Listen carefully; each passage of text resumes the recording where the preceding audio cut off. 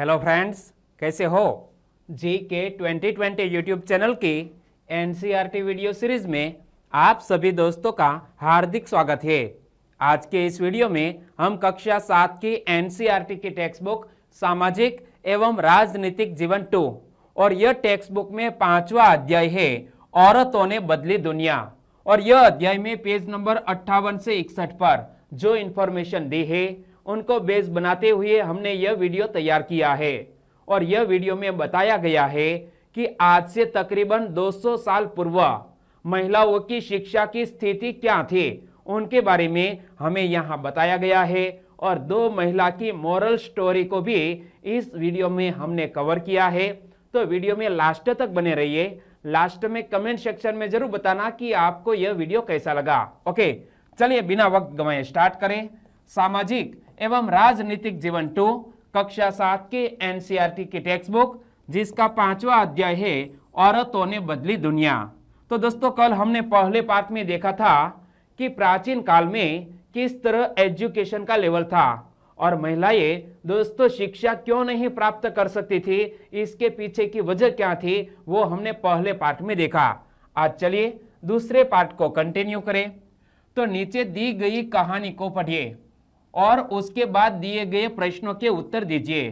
तो सबसे पहले तो एक पिक्चर स्टोरी दी गई है और यह पिक्चर स्टोरी है 10वीं क्लास के छात्र जेवियर की। इमेज आप देख सकते हैं कि जेवियर का 10वीं क्लास का रिजल्ट सामने आया है और उनके मैथमेटिक्स और साइंस के सब्जेक्ट में बहुत कम मार्क्स है और उनके माता पिता उन पर गुस्सा करते हैं। देखो पूरी कहानी क्या है। जेवियर अपना 10वीं बोर्ड का परीक्षा फल देखकर खुश था। देखो जेवियर तो अपना 10वीं बोर्ड का रिजल्ट देखकर खुश था। यद्यपि विज्ञान और गणित में उसे बहुत अधिक अंक नहीं मिले थे, लेकिन अपने पसंदीदा विषय इतिहास और भाषाओं में उसने अच्छा किया था। यानी कि जेवियर के पसंदीदा विषय थे भाषा और इतिहास, जिसमें उन्होंने अच्छे मार्क्स भी प्राप्त किए थे। जब उसके माता पिता ने परिणाम देखे तो वे खुश नहीं हुए और माता पिता उन्हें खरी खोटी सुनाने लगे। इमेज में आप देख सकते हैं, ये रहा जेवियर, ये जेवियर की माँ और ये जेवियर के पिता है।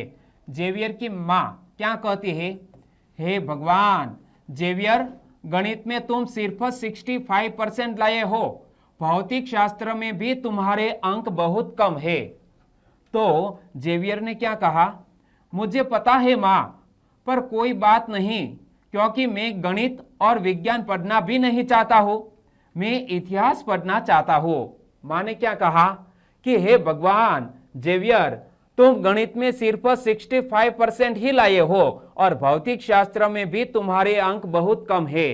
तो जेवियर ने क्या कहा, मुझे पता है माँ, पर कोई बात नहीं, क्योंकि मैं गणित और विज्ञान पढ़ना भी नहीं चाहता हूँ, मैं इतिहास पढ़ना चाहता हूं। तुम इतिहास क्यों पढ़ना चाहते हो? कौन कहते हैं? जेवियर के पिता कहते हैं कि जेवियर, तुम इतिहास क्यों पढ़ना चाहते हो? अपने भविष्य के बारे में सोचो, तुम्हें एक अच्छी नौकरी प्राप्त करनी है, इतिहास से क्या मदद मिलेगी? इसमें कोई भविष्य नहीं है। पर मुझे गणित और विज्ञान अच्छा नहीं लगता। जेवियर ने क्या कहा कि पिताजी, मुझे गणित और विज्ञान अच्छा नहीं लगता। समझदारी से काम लो बेटे, गणित ले लो और साथ साथ कंप्यूटर भी सीख लेना। कंप्यूटर सीखने से नौकरी आसानी से मिल जाती है। फिर भी उनके माता पिता जेवियर को एडवाइस देते हैं क्या कि समझदारी से काम लो बेटे, गणित ले लो और साथ साथ कंप्यूटर भी सीख लेना, क्योंकि कंप्यूटर सीखने से नौकरी आसानी से मिल जाती है। दोस्तों, यहाँ यह पिक्चर स्टोरी के बाद कुछ क्वेश्चन दिए गए हैं। एक क्वेश्चन है कि यदि आप जेवियर होते तो कौन से विषय चुनते? तो हमें उत्तर लिखना चाहिए कि यदि मैं जेवियर होता तो मैं भी वही विषय चुनता जिसमें मेरी रुचि हो। जैसे कि मेरी रुचि गणित और कंप्यूटर में है तो मैं जेवियर की तरह दोस्तों गणित और कंप्यूटर पसंद करता, लेकिन जेवियर को भाषा और इतिहास पसंद है, इसीलिए मैं जेवियर की तरह ही मुझे जो पसंदीदा सब्जेक्ट है उसी को ही पसंद करूंगा। अगला क्वेश्चन है, अपने अनुभव के आधार पर बताइए कि लड़कों को ऐसे किन किन दबावों का सामना करना पड़ता है। तो हमें उत्तर लिखना चाहिए कि लड़कों के भविष्य के बारे में माँ बाप को बहुत चिंता होती है, इसीलिए वे कई बार इस बात के लिए दबाव डालते हैं कि तुम्हें ये विषय लेना है, इसी में तुम्हारा भविष्य है। उन्हें ये भी कहा जाता है कि तुम्हें कक्षा में हमेशा अच्छे अंक लेने हैं। अगर कुछ समझ ना आए तो ट्यूशन के लिए भी कहते हैं। लेकिन दोस्तों, जब मैं छोटा था तो मेरे माता पिता मेरे पर किसी भी तरह का दबाव नहीं डालते थे। वो सिर्फ इतना कहते थे कि यदि आप किसी कक्षा में फेल हो जाओगे तो आपको कृषि कार्य में लगा दिया जाएगा। और मैं किसी कक्षा में फेल ना हो जाऊं, इसीलिए मैं पढ़ता गया और एक अच्छी सी नौकरी भी मिल गई। ओके, तो अपने अनुभव के आधार पर बताइए कि लड़कों को ऐसे किन किन दबावों का सामना करना पड़ता है।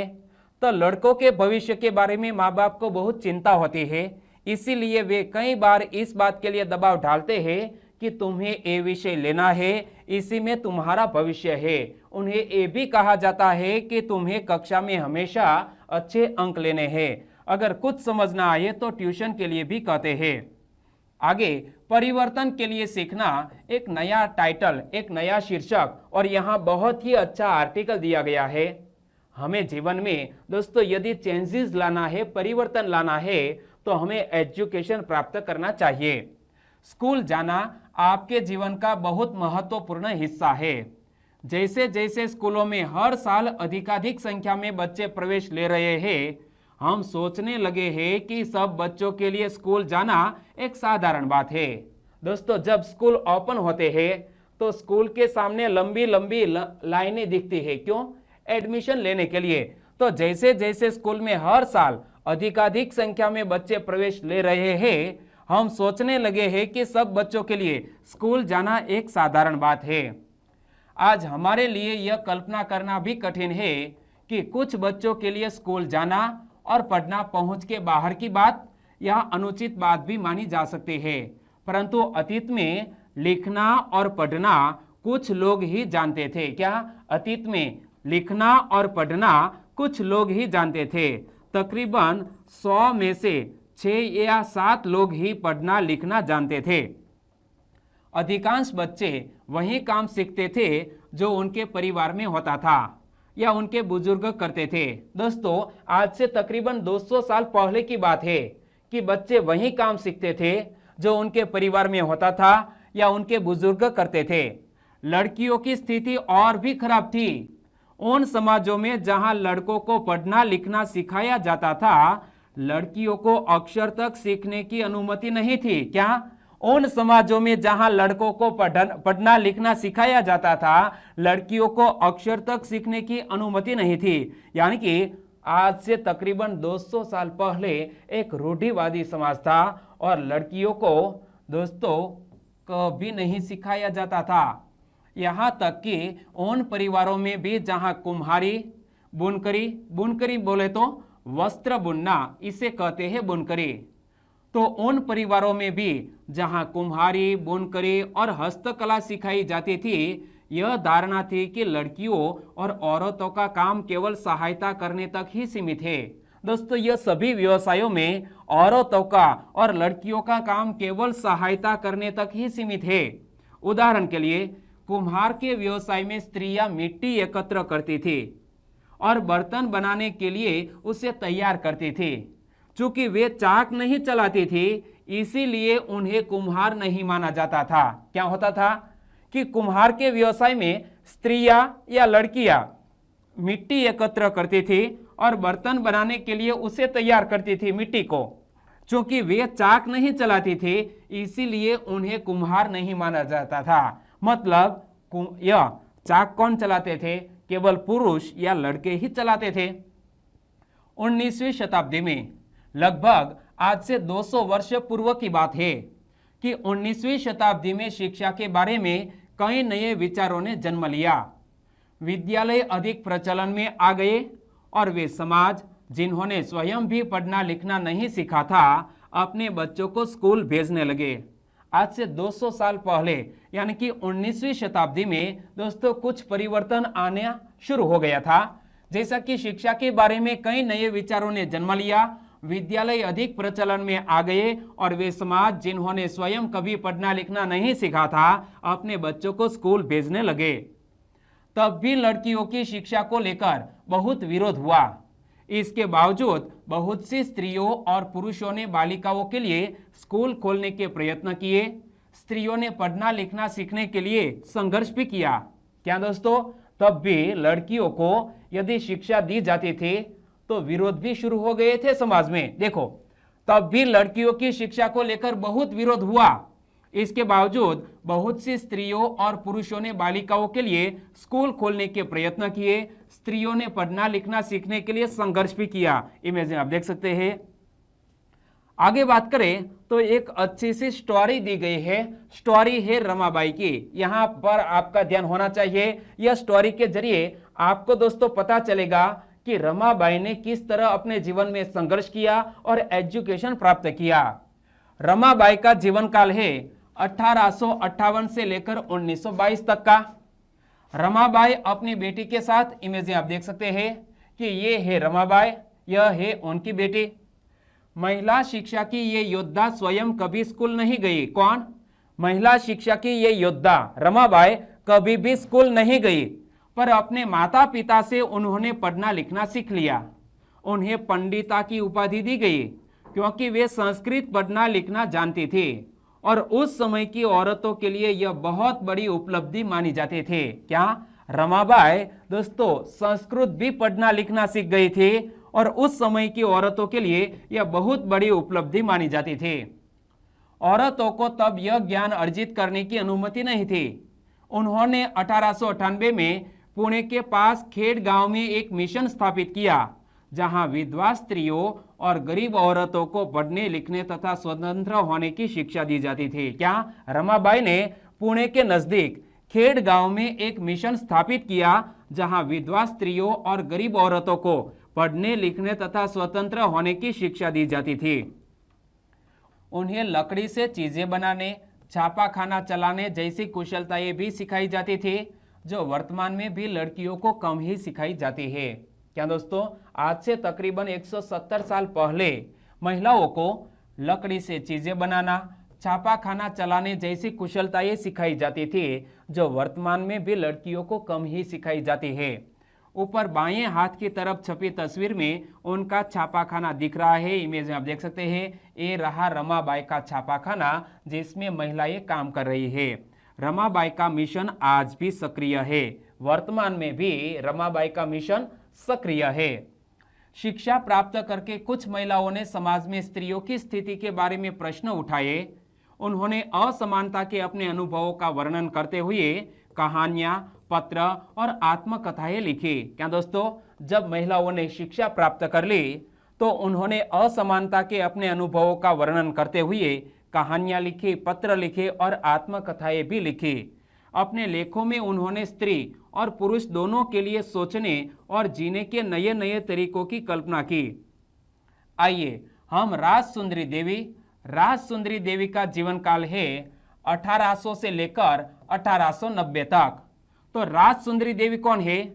वो एक पढ़ी लिखी औरत है और ऐसी औरत जिन्होंने एक अपनी आत्मकथा लिखी है जिसका नाम है आमार जीवन, और यह आत्मकथा लिखने वाली पहली भारतीय महिला है। नाम याद रखिएगा, राजसुंदरी देवी।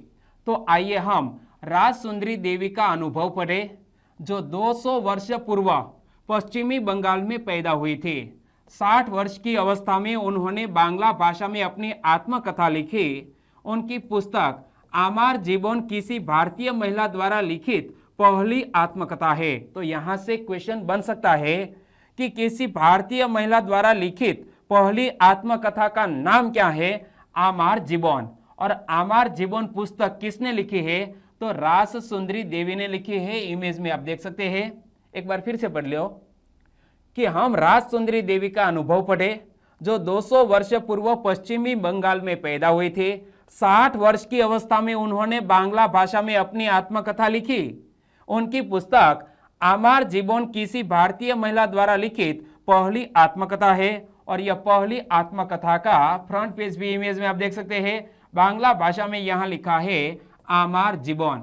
और यह पुस्तक किसका है? तो राज सुंदरी देवी का यह पुस्तक है।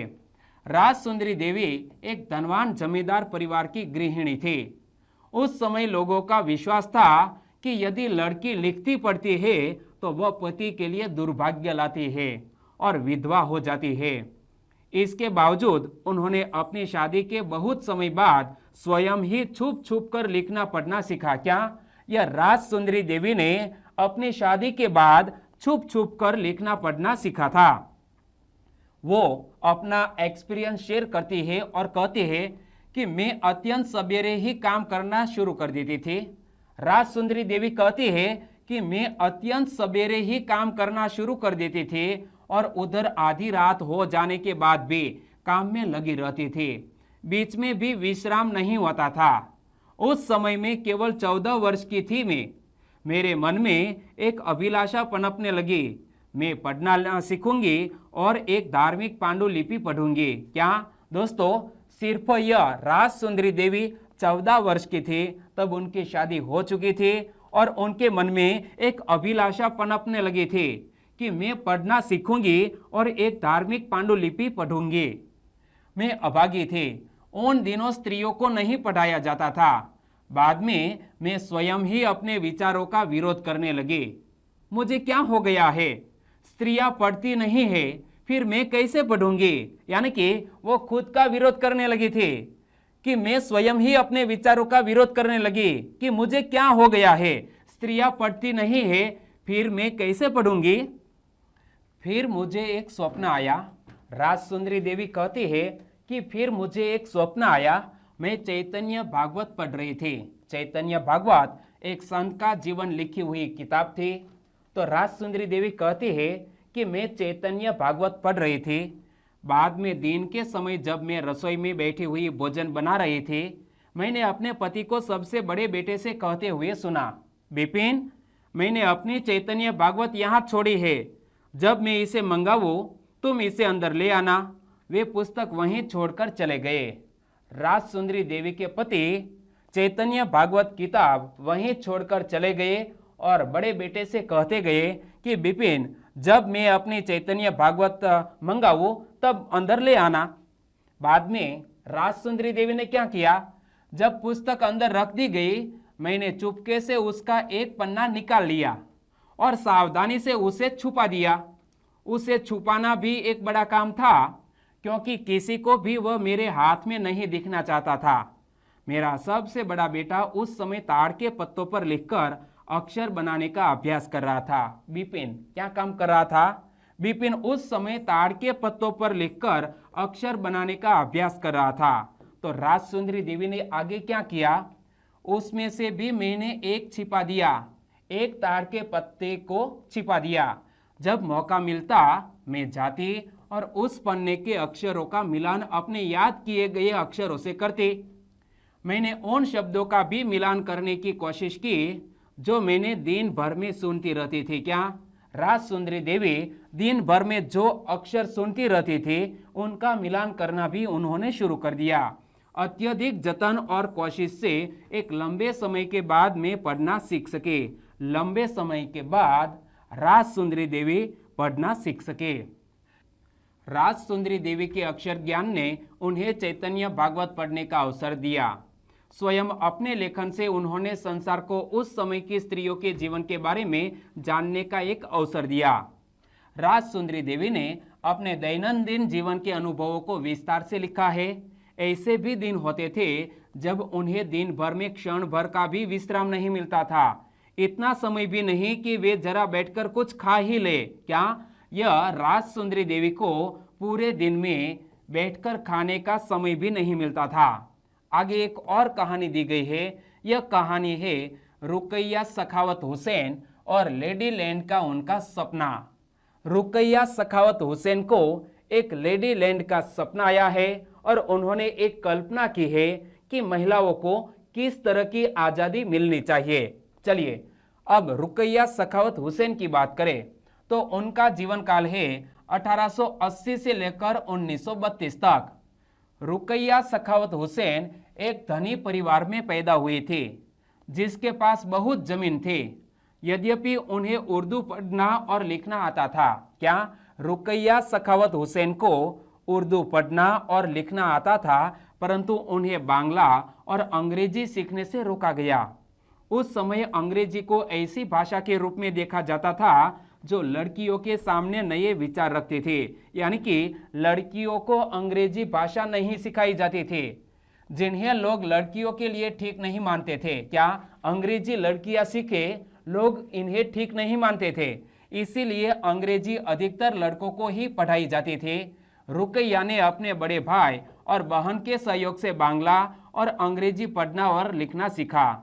रुकैया ने अपने बड़े भाई और बहन के सहयोग से बांग्ला और अंग्रेजी पढ़ना और लिखना सीखा। आगे जाकर वे एक अच्छी लेखिका भी बनी।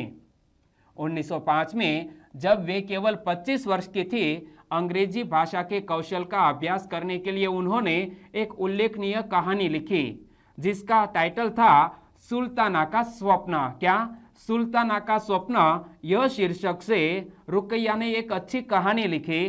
कहानी में सुल्ताना नामक एक स्त्री की कल्पना की गई थी जो लेडी लैंड नामक एक जगह पहुंचती है। और यह कहानी आगे है, इमेज आप देख सकते हैं, सुल्तानास ड्रीम। तो यह किताब दोस्तों लिखी है रुकैया ने।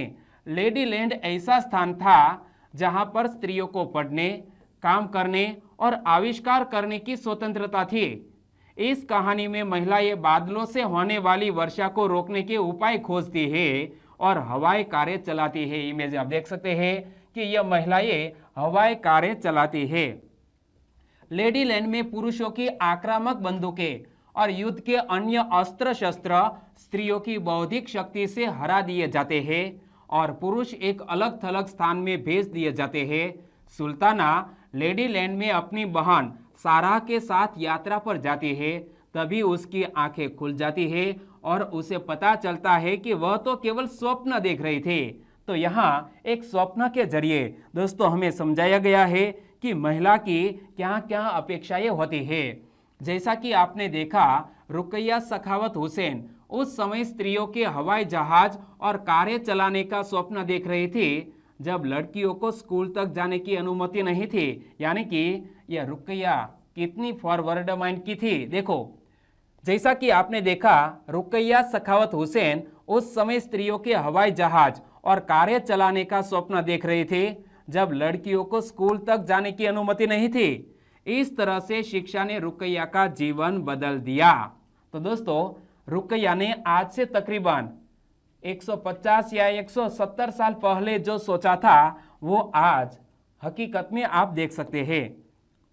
रुकैया केवल स्वयं शिक्षित होकर संतुष्ट नहीं हुई, उनकी शिक्षा ने उन्हें स्वप्न देखने और लिखने की ही शक्ति नहीं दी, वरन उससे भी अधिक करने की शक्ति दी। 1910 में उन्होंने कोलकाता में लड़कियों के लिए एक स्कूल खोला जो आज भी कार्य कर रहा है। क्या यह रुकैया ने 1910 में कोलकाता में लड़कियों के लिए एक स्कूल खोला जो आज भी कार्य कर रहा है। और राजसुंदरी देवी और रुकैया हुसैन, जिन्हें पढ़ने लिखने की अनुमति नहीं मिली थी, यह की स्थिति के विपरीत वर्तमान समय में भारत में बड़ी संख्या में लड़कियां स्कूल जा रही है। तो दोस्तों, एक ऐसा समय था जब राजसुंदरी देवी और रुकैया हुसैन को पढ़ने लिखने की अनुमति नहीं मिली थी, लेकिन वर्तमान समय में भारत में बड़ी संख्या में लड़कियां स्कूल जा रही है। इसके बावजूद भी बहुत सी लड़कियां गरीब, शिक्षण की सुविधाओं के अभाव और भेदभाव के कारण स्कूल जाना छोड़ देती है। यानी कि वर्तमान में भी बहुत सी लड़कियां 1 से 5 पढ़ती है, 6 से 8 तक पढ़ती है और बाद में स्कूल ड्रॉप आउट कर लेती है, यानी कि पढ़ाई अधूरी छोड़ देती है। सभी समाजों और वर्गों की पृष्ठभूमि वाले बच्चों को शिक्षण की समान सुविधाएं प्रदान करना, विशेषकर लड़कियों को, आज भी भारत में एक चुनौती है। यानी कि हमारे भारत देश में ऐसे बहुत से इलाके हैं जहां पर लड़कियों को आज भी नहीं पढ़ाया जाता। अभी यह अध्याय अधूरा है, तीसरे पार्ट में आगे चर्चा करेंगे। वीडियो वाकई में आपको अच्छा लगा है, यह कहानियाँ अच्छी लगी है, तो प्लीज़ वीडियो को लाइक करें और आपके दोस्तों को यह वीडियो की लिंक फेसबुक, व्हाट्सएप या टेलीग्राम के जरिए शेयर करना मत भूलिएगा। बस छोटी सी उम्मीद के साथ वीडियो खत्म करते हैं, कल मिलेंगे। टेक केयर एंड जय हिंद।